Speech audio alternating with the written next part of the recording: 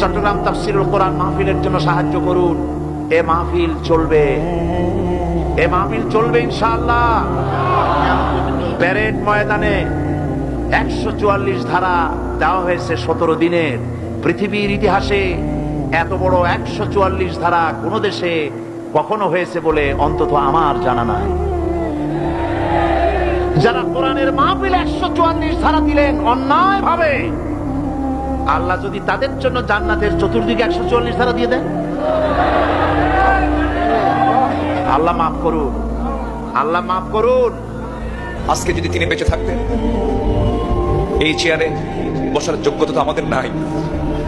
আমি তো জানি আমার ইলম কালাম কদ্দুর।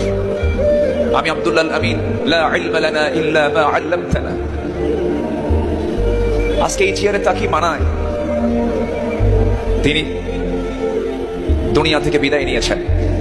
তার বড় শখ দুটো ছিল, একটা হলো আল্লাহর ঘর জিয়ারা করা, তিনি প্রায় প্রায় বলতেন, আর আরেকটা হলো তিনি যেন বের হয়ে কোরআনের এই ময়দানের জন্য তিনি কথা বলতে পারেন।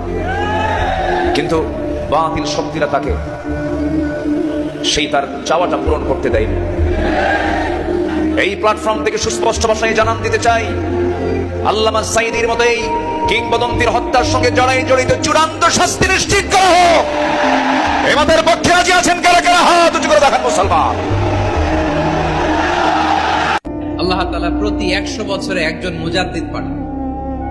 প্রতি 100 বছরে একজন মুজাদ্দিদ, যিনি সমাজকে সংস্কার করেন।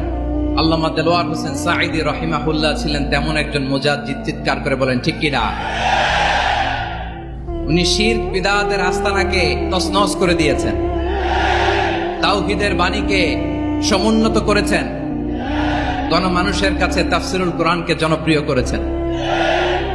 উনি অন্যায়ের বিরুদ্ধে সবসময় সোচ্চার ছিলেন, প্রতিবাদী কণ্ঠস্বর ছিলেন।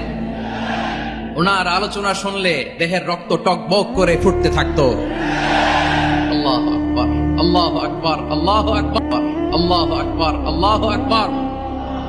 He was a strong mouthpiece of Islamic revivalism. Islamic জাগরণের স্ট্রং মাউথপিস ছিলেন আল্লামা সাঈদী রাহিমাহুল্লাহ।